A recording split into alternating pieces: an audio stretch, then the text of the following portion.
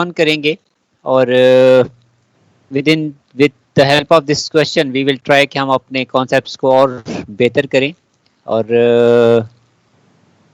ये कौन साहब हैं जी? फजले अजीम साहब कौन है जी?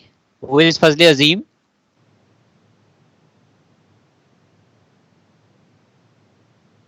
आप कौन है ये फजले अजीम?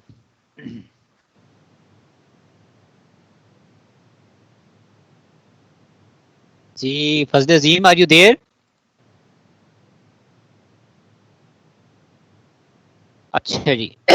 तो चलें बेटे, coming back to the topic. और टॉपिक में हम लोगों ने कल एक क्वेश्चन किया था, उसी क्वेश्चन का एक सेकंड पार्ट है दैट वी विल कंटिन्यू। और विद इन दैट पार्ट हमारे पास रिक्वायरमेंट क्या है जी? जस्ट हम प्रीवियस क्वेश्चन की एक एक्सटेंशन को डिस्कस करते हैं and then I am back, let me open the paper. तो अच्छा जी, चलें, पेपर इज हेयर। और इस पेपर की हेल्प से हम आपको थोड़ा सा, आई एम सॉरी, डिले जो है शायद वो मेरे पार्ट पे आ रहा है, but now I am back. और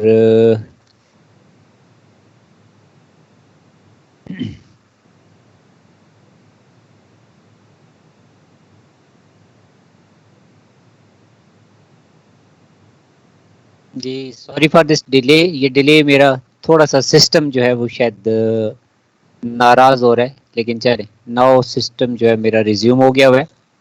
और इस सिस्टम से हम लोग एक एग्जांपल को डिस्कस करेंगे और इस एग्जांपल की हेल्प से हम अपना कॉन्सेप्ट जो है वो फाइन करेंगे। I am sharing that picture here.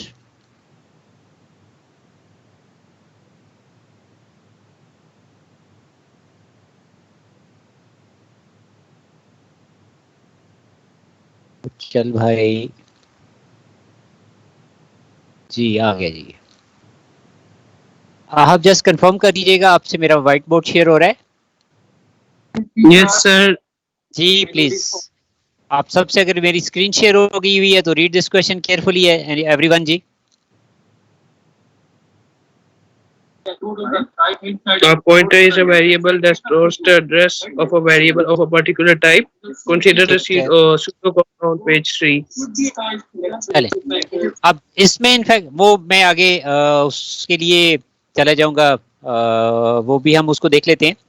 तो इसमें इनफैक्ट क्या आपके पास जस्ट जनरली अगर आप टेबल को देखते हो तो चलिए इसका सूडो कोड भी आपसे शेयर कर देते हैं जी, ताकि आपकी दोनों जो है, ये हम ऑलरेडी कल भी इसको हमने सेम पैटर्न में यूज डिस्कस किया था और आज भी इसका सेकंड पार्ट भी आपसे शेयर कर देते हैं। सो आई होप कि फिर हम इसके ऊपर डिस्कशंस कर लेंगे। चलिए, अब sharing the second part as well. और सेकंड पार्ट के साथ आपको ये दोनों चीज़ें जो हैं वो साइड बाय साइड ओपन हो जाएंगी। ओके जी। जी साथ की जरा एक्सप्लेन कीजिएगा कि भाई इसमें क्या हो रहा है, what is happening here. Table को पहले एक्सप्लेन करते हैं, फिर टेबल से हम वापस आएंगे टुवर्ड्स एग्जाम्पल। जी साथ की क्या हो रहा है टेबल के अंदर? टेबल के अंदर क्या मतलब सर, क्या हो रहा है सर? बेसिकली टेबल में जो आपको 4 एग्जांपल्स गिवन है, इन 4 एग्जांपल्स को जरा एक्सप्लेन कीजिएगा जी। जी सर, आई पॉइंटर एक आइडेंटिफायर है जो जिसमें स्टोर हुआ है किसी इंटीजर का एड्रेस। ठीक है, और बाकी सर सम माई इंट 1 माई इंट 2 सिंपल इंटीजर वैल्यूज हैं। बेसिकली इसमें हम ये कंक्लूड करते हैं कि देयर आर 4 आइडेंटिफायर्स। ठीक है, देयर आर 4 वेरिएबल्स और देयर आर 4 आइडेंटिफायर्स। तो इन 4 आइडेंटिफायर्स में हमारे पास जो पहला आइडेंटिफायर है वो आइडेंटिफायर आपका इनफैक्ट क्या है, वो आपके पास एक पॉइंटर वेरिएबल है। मैंने कल आपसे एक बुक का पार्ट शेयर किया था कि इनफैक्ट पहले हम क्या करते हैं, हम एक डाटा टाइप डिफाइन करते हैं, बट यहाँ जो टेबल है ये टेबल अज्यूम कर रहा है कि ये जो आई पॉइंटर है, this I pointer is defined as an instance as a variable. और इसकी जो डाटा टाइप होगी, मैं आपसे बुक का वो पार्ट भी फिर से शेयर कर देता हूँ जो मैंने कल आपसे डिस्कस किया था। और जी इसमें से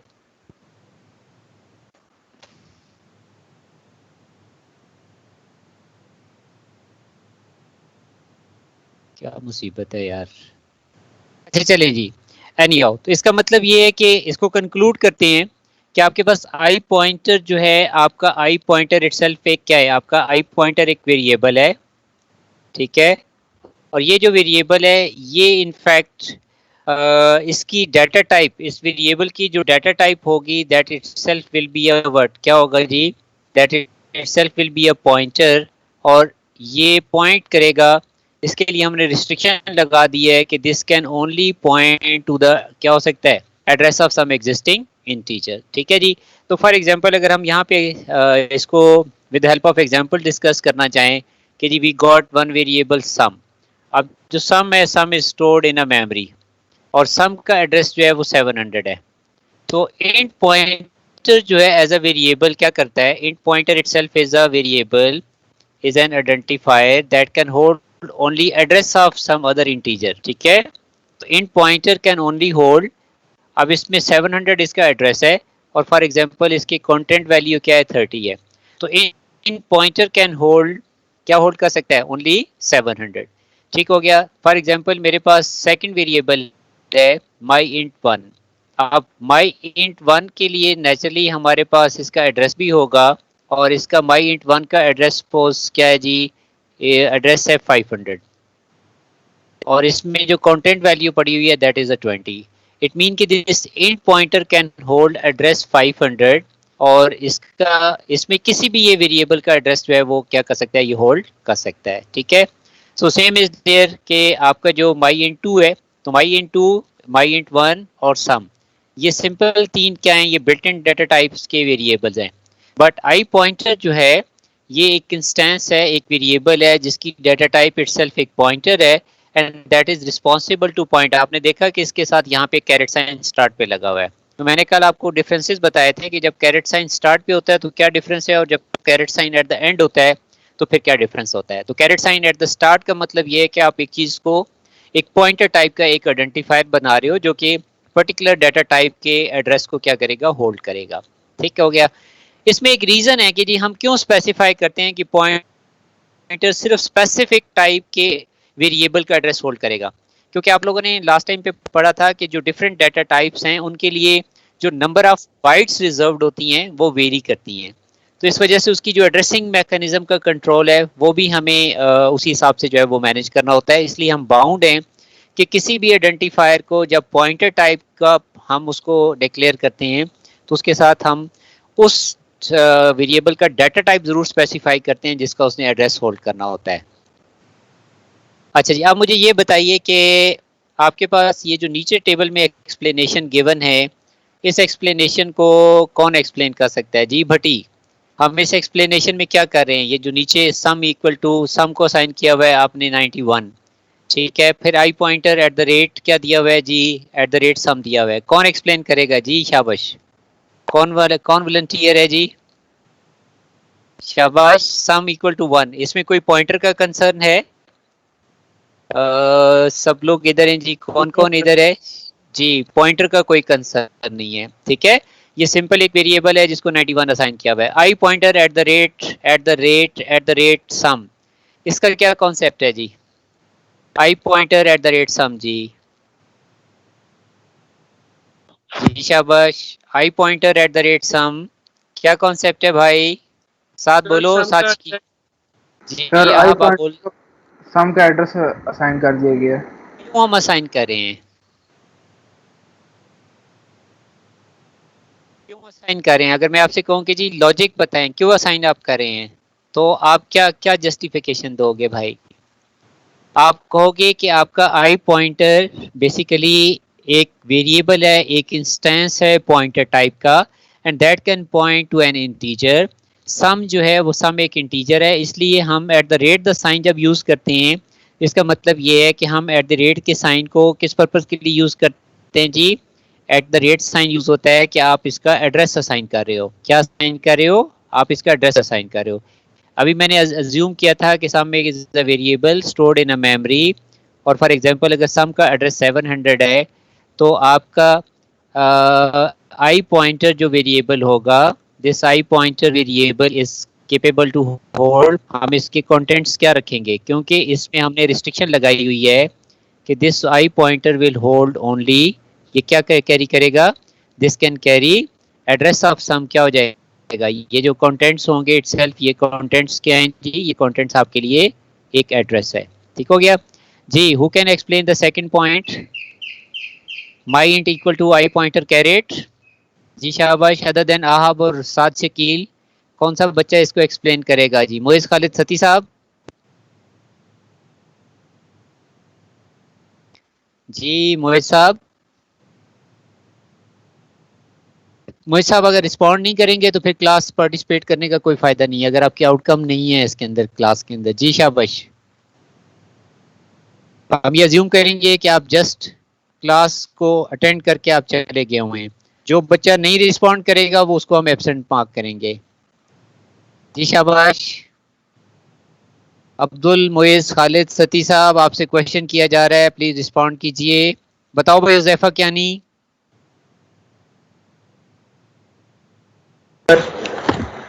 जी हुज़ैफा क्यानी, क्या क्वेश्चन किया जा रहा है आपसे? कि ये इंट पॉइंटर में क्या जा रहा है? माई इंट वन में आई पॉइंटर कैरेट के मीनिंग्स क्या हैं? कि उसमें जो सेव एंड एलोकेशन उसका डेटा इसमें जाएगा। ठीक है, इसका मतलब ये, एक मिनट होल्ड कीजिए।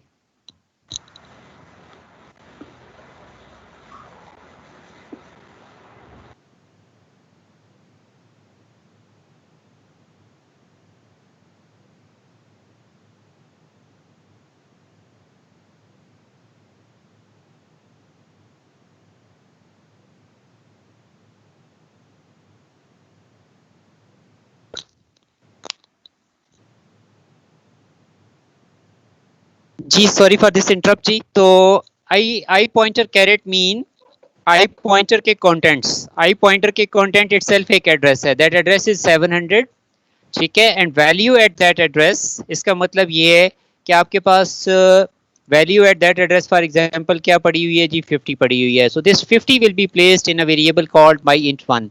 यहाँ पे हम कहीं पे माई इंट वन ड्रॉ कर लेते हैं। तो माई इंट वन के अंदर हम कहाँ से कंटेंट्स ला रहे हैं जी, an address pointed by int pointer, ठीक है। तो इसका मतलब ये है कि हम इसको क्या करें, हम इस एड्रेस को रेफर कर रहे हैं। क्लियर हो गया? What about the last one जी? चले मुझे जाने दीजिए जी। शाबाश Shamir, I hope you are there. Shamir,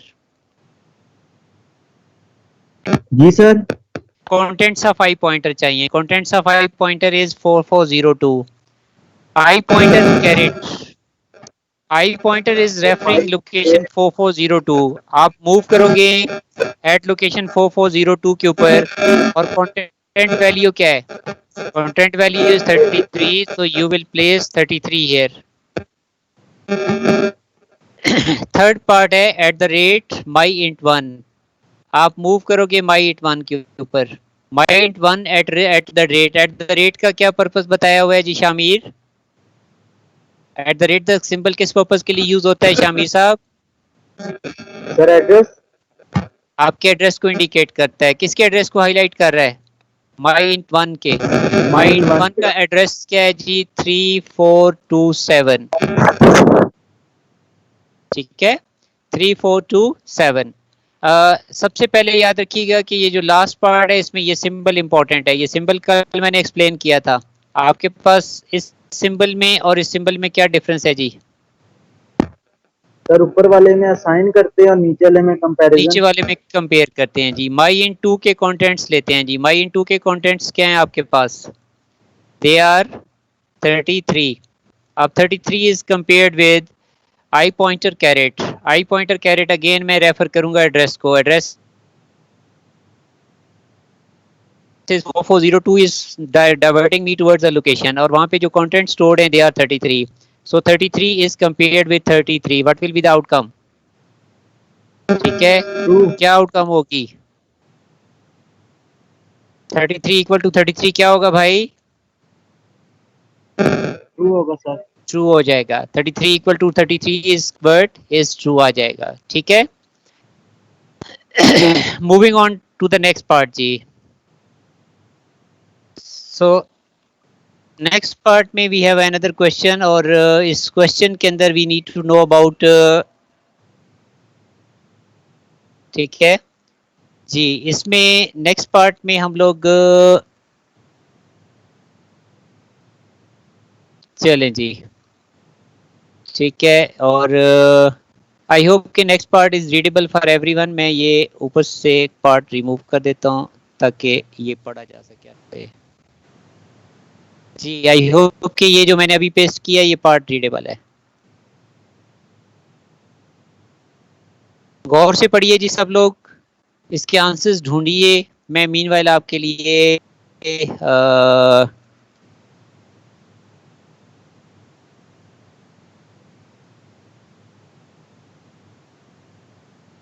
जी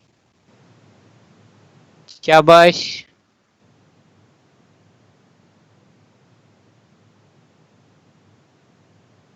जी शाबाश. Next part, place the address of my into in I pointer. ठीक है, वर्ड्स को गौर से पढ़ना है. वर्ड्स को गौर से पढ़ने से आपको इसके आंसर्स मिलेंगे.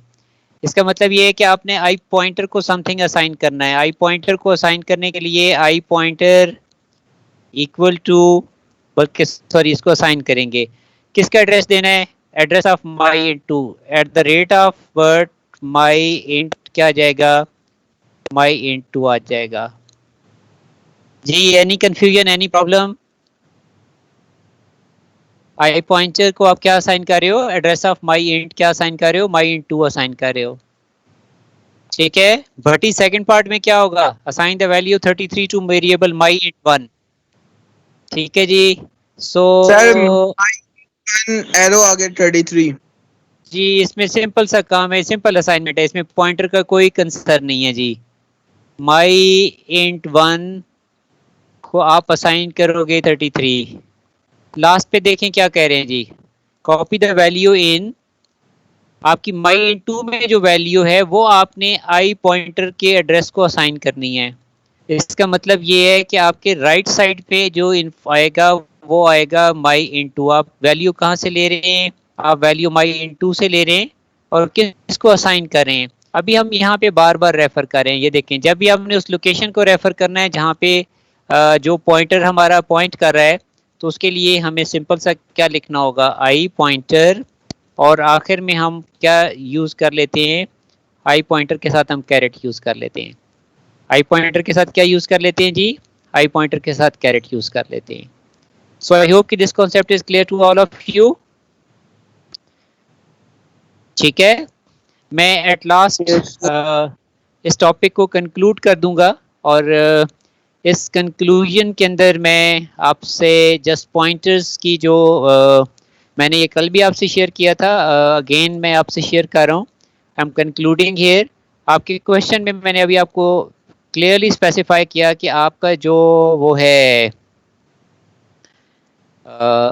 पॉइंटर की डेक्लेरेशन जो है वो उसने 2 स्टेप्स को शॉर्ट किया हुआ है. जो क्वेश्चन के अंदर डायरेक्टली टेबल दे देता है ना, टेबल के अंदर उसने 2 स्टेप शॉर्ट किए हुए हैं. एक्चुअली होना क्या चाहिए? एक्चुअली होना ये चाहिए कि अभी मैं आपसे एग्जांपल शेयर कर रहा हूँ. आपको चाहिए कि पहले आप डाटा टाइप डिफाइन करें, क्योंकि हम यूज़र डिफाइंड डाटा टाइप्स की बात कर रहे हैं. तो यूज़र डिफाइंड डाटा टाइप्स में पहले आपको हमेशा क्या करना होता है? डाटा टाइप डिफाइन करनी होती है. तो उसके लिए आप क्या लिखते हो? आप टाइप का वर्ड से स्टार्ट करते हो, और जब ये डाटा टाइप की डेफिनेशन कंप्लीट हो जाती है तो एट लास्ट आप क्या वर्ड यूज़ करोगे? आप इसके लिए एन टाइप का वर्ड यूज़ करोगे. ठीक जी. अब आप यहाँ पे टी माई पॉइंटर क्या करें? ये एक पॉइंटर डाटा टाइप डिफाइन कर रहे हैं. ये user define non composite pointer data type है. ये जो टाइप नेम है, ये टाइप नेम स्पेसिफाई करना चाहिए कि ये जो पॉइंटर है, ये पॉइंटर किस टाइप के डाटा का एड्रेस जो है वो क्या करेगा? किस टाइप के वेरिएबल का एड्रेस होल्ड करेगा? तो इंटीजर का करेगा. आप लोगों ने वो जो डिक्लेयर माई पॉइंट, ये जो स्टेटमेंट है, तो इसमें आपको चाहिए था ये जो अभी आप आई पॉइंटर यूज करते जा रहे हैं, तो आप माई पॉइंटर की जगह पे word you should write here, तो आपको यहाँ पे क्या लिखना चाहिए था? You should write here I pointer. ठीक है. तो declare I pointer colon T my pointer, क्योंकि टी माई पॉइंटर जो है ये टेक्निकली टी माई पॉइंटर क्या है? टी माई पॉइंटर जो है वो टेक्निकली आपके पास एक क्या है, एक डाटा टाइप है, और ये डाटा टाइप जो है वो रेफर कर रही है किसको, कि ये आपकी एक नॉन कंपोजिट यूजर डिफाइन क्या है, user define pointer data type है। तो ये जो आई पॉइंटर है, ये जैसे इस केस में माई पॉइंटर है, तो ये आई पॉइंटर जो है, this I pointer is considered as an क्या हो जाएगा, इंस्टेंस। तो आपका क्वेश्चन क्या करता है, क्वेश्चन डायरेक्टली उसने टेबल बना दिया हुआ है, और टेबल के अंदर उसने बता दिया हुआ है कि जी आई पॉइंटर जो है, आई पॉइंटर के बाद उसने, मैंने आपको बताया कि जब कैरेट साइन शुरू में आएगा तो इसका मतलब ये होगा कि आप डाटा टाइप वो कर रहे हैं, डिफाइन कर रहे हैं। तो यहाँ पे उसने डायरेक्टली क्या लिख दिया था, उसने एक स्टेप इसमें से शॉर्ट कर दिया हुआ है। वो कौन सा स्टेप है? वो स्टेप है जिसमें आप टी माई पॉइंटर डिफाइन कर रहे हो। तो पहले you should define data type just like T my pointer, और फिर आपको चाहिए कि टी माई पॉइंटर से आप क्या क्रिएट करो, अपने इंस्टेंसेस क्रिएट करो, और उन इंस्टेंसेस के अंदर आप डिफरेंट इंटीजर्स के एड्रेसेस को क्या करो, होल्ड करो। ठीक है जी, मैं फिर से चीज़ों को एक्सप्लेन कर रहा हूँ कि आप जो है वो बात कर रहे हो डाटा टाइप्स की। हमारा जो करंट टॉपिक चल रहा है वो टॉपिक है अबाउट डाटा टाइप्स। ठीक है, वो लोग जो हमें रेगुलरली नहीं ज्वाइन कर पा रहे या they are joining us on random basis, तो इसमें हमने दो कैटेगरीज पढ़ी थी। एक जो है वो हमारी बिल्ट इन है, और दूसरी जो कैटेगरी है that is called user defined. अब जो बिल्ट इन है, बिल्ट इन की हम बहुत सारी एग्जांपल्स डिस्कस कर चुके हैं लास्ट टाइम पे। इंटीजर, ठीक है, स्ट्रिंग, कैरेक्टर, ठीक है जी। तो ये सब क्या है, ये सब बिल्ट इन डाटा टाइप्स हैं। अब हम बात करते हैं यूजर डिफाइंड डाटा टाइप्स की। तो यूजर डिफाइंड डाटा टाइप्स की भी हमने फर्दर दो कैटेगरीज पढ़ी हैं। यूजर डाटा डिफाइंड के अंदर what we have done till yet, तो हमने अब तक इसमें जो एक कैटेगरी डिस्कस की है दैट इज नॉन कंपोजिट। अब नॉन कंपोजिट के अंदर इनफैक्ट हमने फर्दर दो कैटेगरीज डिस्कस की हैं। What are those two categories हैं जी? तो एक इसमें से हमने इनम, मैं इसको शॉर्ट फॉर्म में लिखूंगा, मैं पूरा नहीं लिख रहा, स्पेस की enum stand for enumerated data types, and second one जो है that is called word, that is called pointers. Enum के अंदर मैंने आपको एक्सप्लेन किया था कि जहाँ पे भी आपके पास व्हाट टाइप ऑफ वैल्यूज हों, लिस्ट ऑफ वैल्यूज हों, तो then appropriate data type is क्या होगा, इन्यूमरेटेड टाइप है। लेकिन अगर आपको डायरेक्टली मेमोरी लोकेशंस को मैनिपुलेट करना हो, एड्रेसेस को मैनिपुलेट करना हो, तो फिर आप जो चूज करोगे वो आपके पास पॉइंटर्स होंगे। तो टिल दिस पॉइंट जी हमारा non composite data type, user defined data type का कॉन्सेप्ट क्लियर है, स्कोप कंप्लीट है। अब हम जो मूव कर रहे हैं, now we are moving towards the second category of user defined data type, और this category is called word, this category is known as word composite data type. तो in a composite data type हम लोगों के पास जो है वो number one हमने किसको डिस्कस करना है, we need to discuss records। फिर हम इसके अंदर जो है वो आगे चल के मैथमेटिकल कॉन्सेप्ट्स में सेट्स, और थर्ड थिंग इसके अंदर जो है वो हम डिस्कस करेंगे क्लासेस एंड ऑब्जेक्ट्स। ठीक है, अब क्लासेस एंड ऑब्जेक्ट्स जो है ये आगे चल के हमारा एक कंप्लीट चैप्टर है, चैप्टर 27 है जी। ठीक है जी, तो चैप्टर 27 की हेल्प से हम इसका टॉपिक जो है वो कंप्लीट करेंगे। आज जो हम इस वक्त फोकस कर रहे हैं वो मूव ऑन कर रहे हैं, हम किसके ऊपर मूव कर रहे हैं, हम रिकॉर्ड्स की बात करते हैं। ठीक है जी, so when we are talking about records, तो बेसिकली हमारा ये कॉन्सेप्ट जो है ये हमें रेफर कर रहा है towards the concept of word. हमने इससे पहले किस चीज़ का कॉन्सेप्ट पढ़ा है, फाइल हैंडलिंग का। ठीक है, तो फाइल हैंडलिंग के अंदर हम एक फाइल के अंदर नंबर ऑफ क्या डिफाइन करते हैं, नंबर ऑफ रिकॉर्ड्स डिफाइन करते हैं। अब एक रिकॉर्ड के एलिमेंट्स क्या क्या होंगे जी? तो आपको आई होप याद होगा कि एक जो रिकॉर्ड है वो रिकॉर्ड नंबर ऑफ किसको डील करता है, नंबर ऑफ एट्रीब्यूट्स को डील करता है जी। ठीक हो गया, तो इसका मतलब ये है कि हमने इनफैक्ट उसमें किन किन चीज़ों को डिस्कस किया था, हमने फील्ड्स का कॉन्सेप्ट डिस्कस किया था, राइट जी। मैं अब आपसे डायरेक्टली एक एग्जांपल शेयर करता हूं और फिर उस एग्जांपल की हेल्प से हम इसको फर्दर जो है वो एक्सप्लेन करने की कोशिश करेंगे।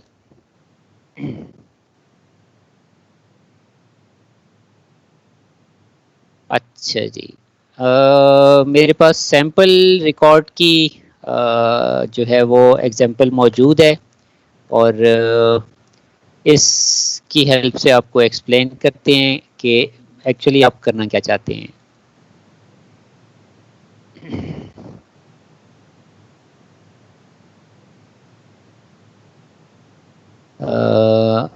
ये लें जी।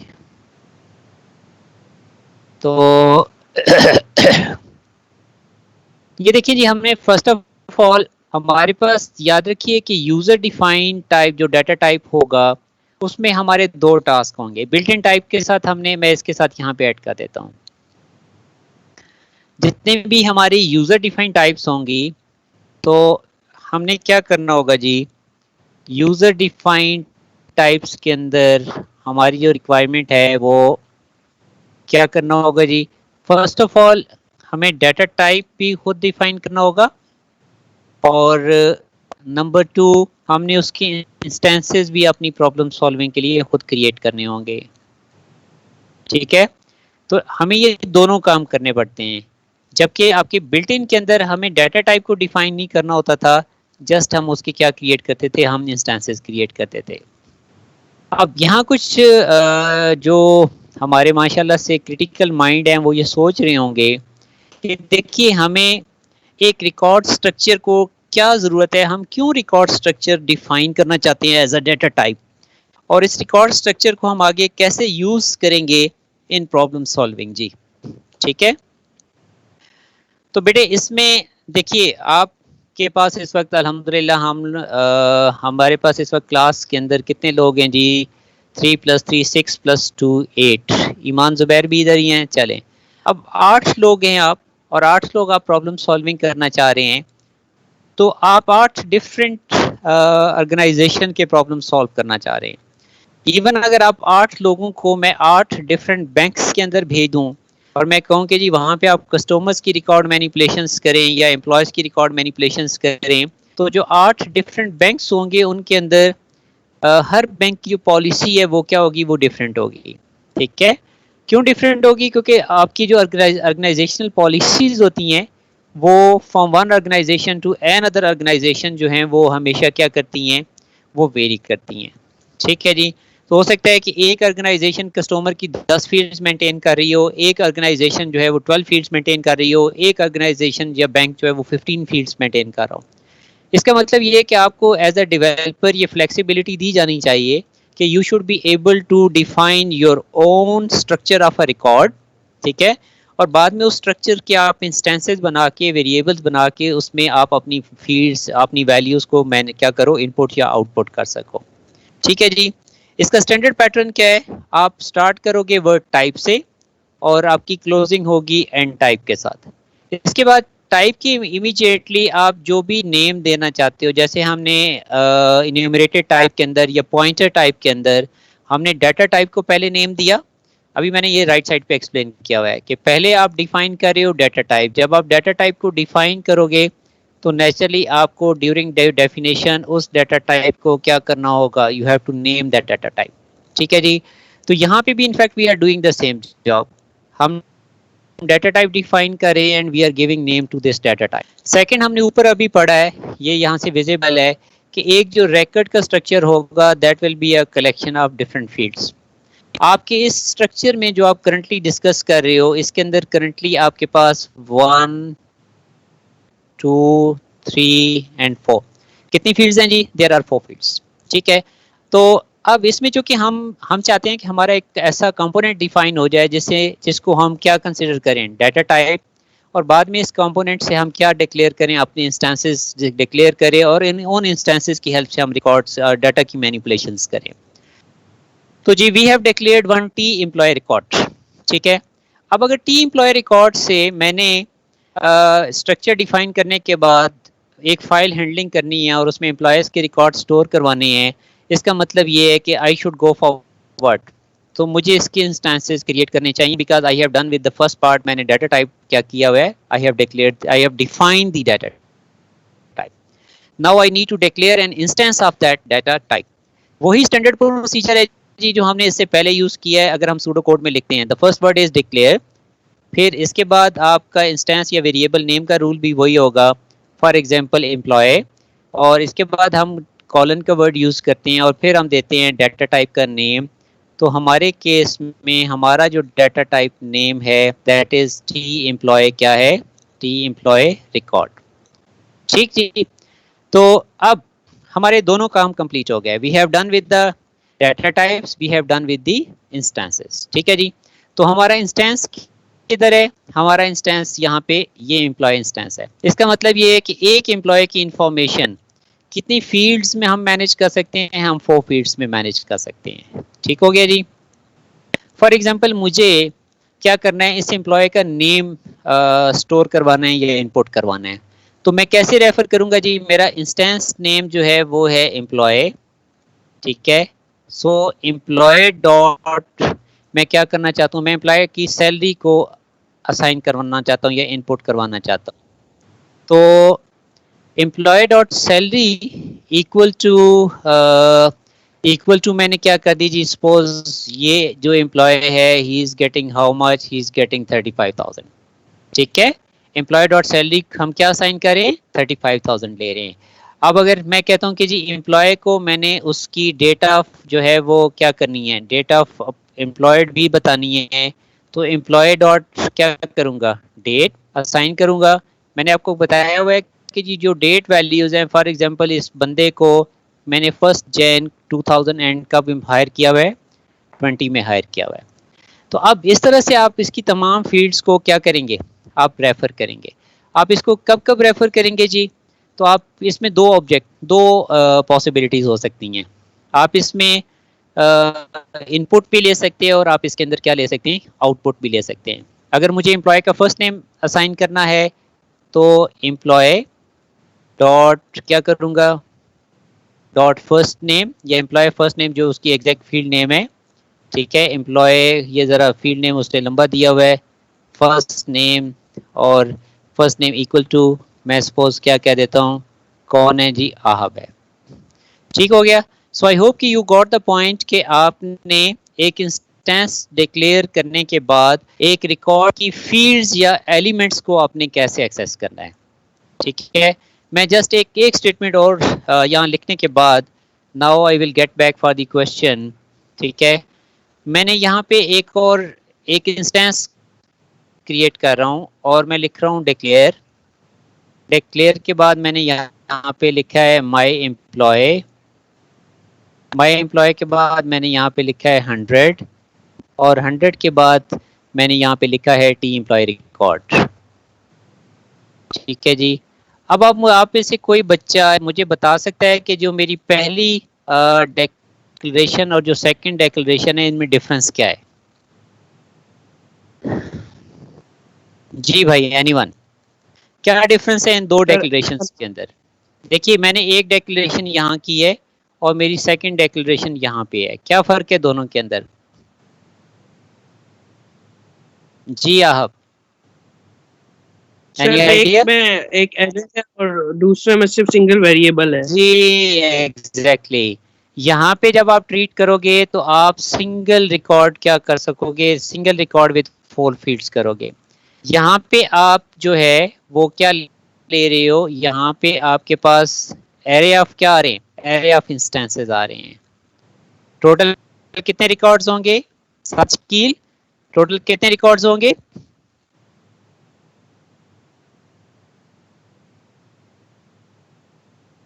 हमारे साथ हो साथ जी सर, इधर ही हूँ. जी. टोटल कितने रिकॉर्ड्स होंगे? 100. और हर रिकॉर्ड में कितनी फील्ड्स होंगी? 4 फील्ड्स होंगी. ठीक है. अब ऐसी सिचुएशन में हम इसको मैनिपुलेट कैसे करेंगे? मैं किसी और से आ जाता हूँ, हुज़ैफा कियानी. जब आपके पास 100 रिकॉर्ड्स होंगे और 100 रिकॉर्ड्स की मैनिपुलेशंस करनी होगी तो फिर आप हुज़ैफा क्या यूज करोगे, है Huzaifa? For next loop loop use करोगे. ठीक है. हाँ जी, अब आप क्या कर रहे हो, आप कह रहे हो कि जी मेरे पास जो है वो मेरा इंस्टेंस नेम है माई एम्प्लॉय, और माई एम्प्लॉय के साथ आप यहाँ पे क्या करोगे के, और के के बाद आप यहाँ पे रेफर करोगे कि फॉर एग्जांपल उसकी सैलरी क्या है, ठीक हो गया। और यहाँ पे मैं उसको जो है वो कोई वैल्यू क्या कर सकता हूँ, मैं उसको कोई वैल्यू असाइन कर सकता हूँ, ठीक है। तो इस तरह से ये होगा कि मेरे पास ये जो असाइनमेंट का प्रोसेस है, ये असाइनमेंट का प्रोसेस ये कितने टाइम चलेगा जी, ये कितने टाइम चलेगा, 100 ये टाइम। ये स्टेटमेंट कितने टाइम रिपीट होगी, 100 टाइम। 100 टाइम रिपीट होगी। और जब ये 100 टाइम रिपीट होगी, इसका मतलब ये है कि यहाँ मेरे पास विद 4 फील्ड्स, 1 2 3 एंड 4 फील्ड्स, अब 4 फील्ड्स के साथ मैं कितने रिकॉर्ड्स हैंडल कर सकता हूँ जी, मैं 100 रिकॉर्ड्स हैंडल कर सकता हूँ, ठीक है। तो मैं इसमें कंक्लूड करता हूँ कि हमने इसके अंदर इन 3 काम किए हैं जी। फर्स्ट ऑफ ऑल अगर हम बात करते हैं तो हमने क्या डिफाइन किया है, पहला स्टेप डेटा टाइप हमारी डिफाइन हुई है। नंबर 2, हमने क्या क्रिएट किए हैं, हमने इंस्टेंसेस क्रिएट किए हैं, ठीक है। और नंबर 3, हमने क्या किए हैं, values with the help of these, हमने वैल्यूज क्या किए हैं, असाइन किए हैं, ठीक है। इसका मतलब ये है कि हम वैल्यूज को इनपुट भी करवा सकते हैं और हम इसमें से वैल्यूज को क्या करवा सकते हैं। अब इसका फ्लो क्या होगा जी, इसका फ्लो ये होगा कि अगर आप एक फाइल हैंडलिंग कर रहे हैं तो आपने सबसे पहले आप क्या करेंगे, आप एक रिकॉर्ड का, ठीक है, आप एक रिकॉर्ड का क्या क्रिएट करेंगे, रिकॉर्ड का एक इंस्टेंस क्रिएट करेंगे। इस इंस्टेंस को आप वैल्यू क्या करवाएंगे, यूजर से इनपुट करवाएंगे, ठीक हो गया, सिंगल या मल्टीपल होगा। और बाद में जो ये इंस्टेंस आपकी वैल्यू को होल्ड कर रहा होगा, आप इंस्टेंस की वैल्यू को आप किधर मूव कर देंगे, आप इंस्टेंस की वैल्यू को किधर मूव कर देंगे, फाइल। फाइल में मूव कर देंगे। सेकंड में आपके पास रिकॉर्ड इंस्टेंस एग्जिस्ट करेगा, ठीक है, आप जो है रिकॉर्ड का इंस्टेंस आपके पास एग्जिस्ट कर रहा होगा, ठीक है। आपने एक फाइल को ओपन करना है, और ओपन किस मोड में करना है जी, आप इसको किस मोड में ओपन कर रहे हैं, रीड मोड में ओपन कर रहे हैं, रीड। ठीक हो गया। अब आपके पास डाटा फाइल से रीड हो रहा है, और जो कंटेंट्स हैं वो आपके रिकॉर्ड के इंस्टेंस में क्या हो रहे हैं जी, आपके रिकॉर्ड के इंस्टेंस में मूव हो रहे हैं। और आप अगली स्टेप के ऊपर इस रिकॉर्ड के इंस्टेंस में जो कंटेंट्स फाइल से मूव हो रहे हैं, आप उनको आउटपुट या क्या कर सकते हैं जी, you can simply do word, आप उन कंटेंट्स को डिस्प्ले कर सकते हैं, ठीक है।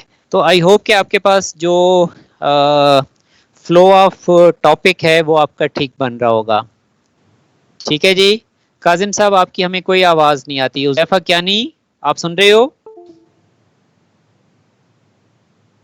चलें गुड जी। अच्छा जी, अब मैं एक और एस्पेक्ट की तरफ मूव करता हूँ, और मैं आपसे क्वेश्चन शेयर करता हूँ और आपसे एक्सपेक्ट करता हूँ कि जी आप इस क्वेश्चन को अटेम्प्ट करने की सब लोग कोशिश करेंगे। और इसमें मुझे क्या चाहिए जी,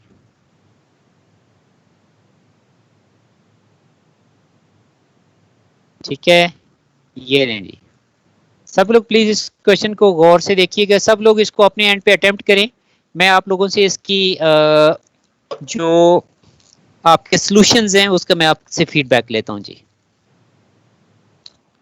क्या बस सब लोग इसको कैरी ऑन करें, मैं आपसे इसके सॉल्यूशंस की फीडबैक लेता हूं।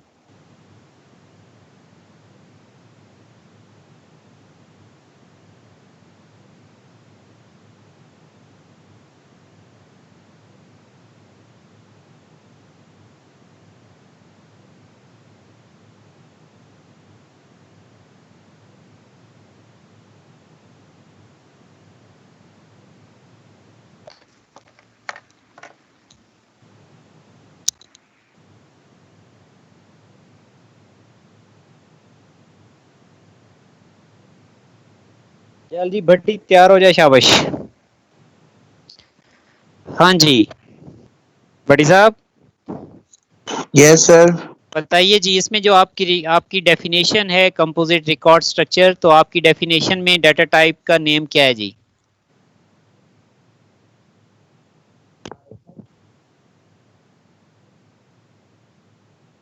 आपके डाटा टाइप का नेम क्या है भाई? Library book record. Library book record आपकी क्या बन गई हुई है? This has become a data type for you. आगे चलते हैं जी, नेक्स्ट पार्ट में आप इससे क्या डिक्लेयर करना चाह रहे हो, ये देखिए क्या डिक्लेयर करना चाह रहे हैं। ISBN को integer. नहीं नहीं नहीं नहीं, ISBN को वो तो ऑलरेडी दिया हुआ है यार, ये दिया हुआ है। मैं इस पार्ट की बात कर रहा हूँ, मैं पार्ट 1 की बात कर रहा हूँ। आप क्या डिक्लेयर करना चाह रहे हो? एक आइडेंटिफायर बनाना चाह रहे हो, इंस्टेंस बनाना चाह रहे हो? जी सर. आप क्या लिखोगे? डिक्लेयर क्या दोगे? बुक क्या डालोगे? कॉलन, और यहाँ पे क्या Library book. स्पेसिफाई करोगे? लाइब्रेरी बुक क्या आ जाएगी? बुक रिकॉर्ड आ जाएगा। क्लियर हो गया जी? जी सर. नेक्स्ट पार्ट 2 में आप क्या करें जी? हम इंस्टेंस की हेल्प से हम किसको एक्सेस करें? उसकी एक फील्ड को एक्सेस करें, और उस फील्ड को हम वैल्यू खुद से क्या करें? एक उसको हम खुद से वैल्यू असाइन करें। ठीक हो गया? हम उसको खुद से एक वैल्यू क्या करें? असाइन करें। ये मैंने बैक कैरो डाला हुआ है, अगर नहीं समझ में आता तो मैं इसको दोबारा डाल देता हूँ। ठीक हो गया? ये लें जी। अब क्लियर होता है या नहीं होता? जी सर. चलें जी, Yes, आपसे मैं ओके जी, आपसे मैं एक और इसी तरह का क्वेश्चन आपसे सिमिलर पैटर्न का शेयर करते हैं। और अच्छा जी, ये लें जी, एक और क्वेश्चन आ रहा है आपके पास। और राइट जी, विद इन दिस क्वेश्चन क्या चेंज है, क्या डिफरेंट है? और ये लें जी,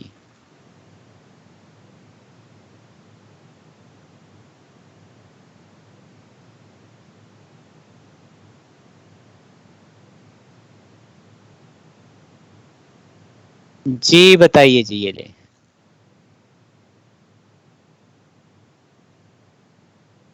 जी, शाबाश, carry on ji.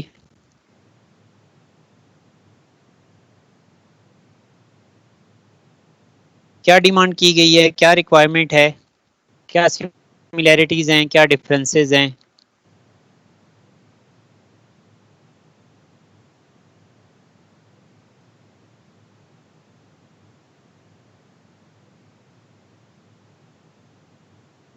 Ji search की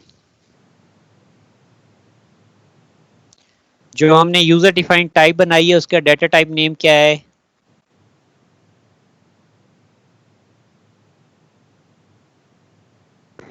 माय कॉन्टैक्ट डिटेल. ठीक हो गया। और आपने जो इंस्टेंस क्रिएट करना है, उस इंस्टेंस का नेम क्या है? सॉरी, इंस्टेंस का नेम क्या है?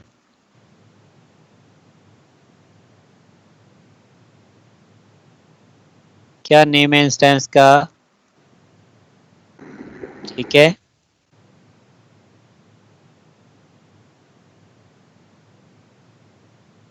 यही आ रहा है साहब अपना साथ, या डिफरेंट आ रहा है? जी तो सर. चलें जी, लास्ट में क्या करना है? Write a pseudo code statement to assign 129 to house number. तो आपको क्या बताया हुआ है, कैसे रेफर करोगे?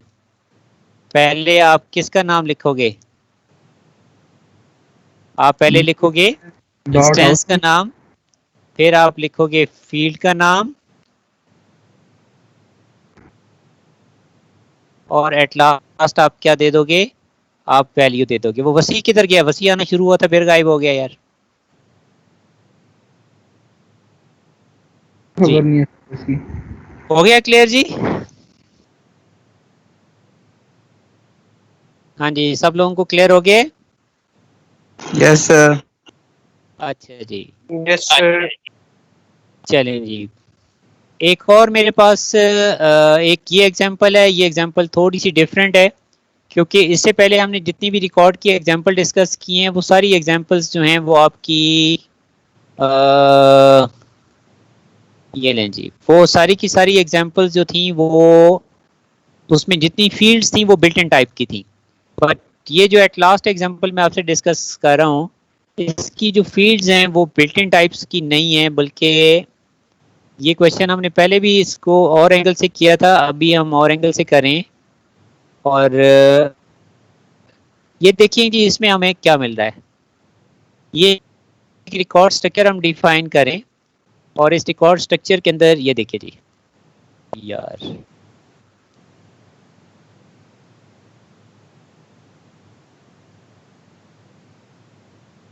चलें जी, ये देखें जी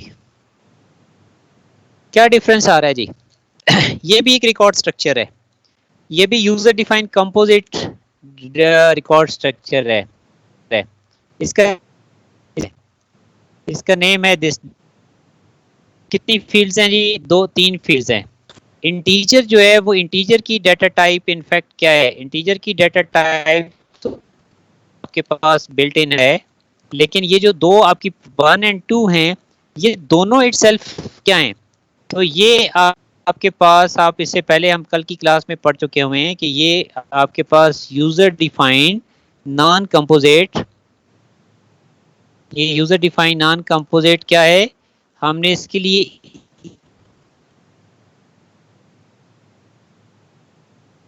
हम इन्यूमरेटेड बात की, हमारे पास वैल्यू दी हुई है, ठीक है। तो अब देखिए ये वेरिएबल डिक्लेयर हो रहा है या नहीं हो रहा।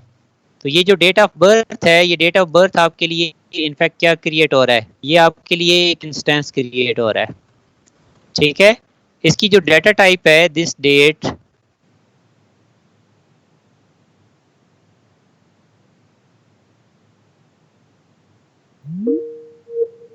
ये जो डाटा टाइप है ये एक यूजर डिफाइंड कंपोजिट क्या है, कंपोजिट रिकॉर्ड स्ट्रक्चर है, ठीक है। तो इसमें उसने पूछा हुआ है कि दिस डे और दिस मंथ क्या है, तो दिस डे और दिस मंथ ये दोनों इनम है, ये इन्यूमरेटेड टाइप्स हैं, लेकिन दिस डेट जो है, दिस डेट आपके लिए क्या है, this date is a record for you जी। ठीक हो गया, क्लियर हो गया जी। तो कल इंशाल्लाह ये टॉपिक, ये चैप्टर हमारा वाइंड अप हो जाएगा, और इसमें हमने यूजर डिफाइंड कंपोजिट में अभी स्टार्ट में डिस्कस किया था कि हमारी 3 टाइप्स हैं, रिकॉर्ड स्ट्रक्चर है, कल हम सेट्स को डिस्कस करेंगे, और इसके बाद एट लास्ट ऑब्जेक्शन क्लासेस है, ऑब्जेक्शन क्लासेस को हमने इन डिटेल चैप्टर 27 में डिस्कस करना है। एनी क्वेश्चन जी आज के लेसन से?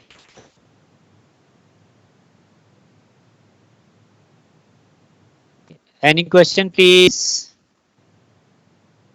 चलें जी, दैट्स ऑल फॉर जी। नॉन कंपोजिट भी हो सकता है जी, आपके रिकॉर्ड स्ट्रक्चर की फील्ड जो हैं वो नॉन कंपोजिट हो सकती हैं, ठीक है। कल हम एक एग्जांपल डिस्कस करेंगे जिसमें हमारे रिकॉर्ड स्ट्रक्चर की फील्ड इटसेल्फ एक एरे भी हो सकती है। हम इसके अंदर और पॉसिबिलिटीज प्रोग्रामिंग का कौन सा चैप्टर है? सॉरी, ये प्रोग्रामिंग का कौन सा चैप्टर है सर? ये प्रोग्रामिंग का चैप्टर 16 है, लेकिन इसमें प्रोग्रामिंग नहीं है, ये थ्योरेटिकल कॉन्सेप्ट्स हैं। इसकी जो प्रैक्टिकल इम्प्लीमेंटेशन है वो आगे जाके चैप्टर 26 के अंदर आएगी। ये जो रिकॉर्ड स्ट्रक्चर की हम रिकॉर्ड स्ट्रक्चर्स की जो हम थ्योरेटिकल कॉन्सेप्ट्स पढ़ रहे हैं, ये प्रैक्टिकली जाके आपके चैप्टर 26 में फाइल हैंडलिंग के साथ इम्प्लीमेंट होगा। Okay sir, thank you. You welcome जी। अल्लाह हाफिज़ जी, इंशाल्लाह सी यू टुमारो।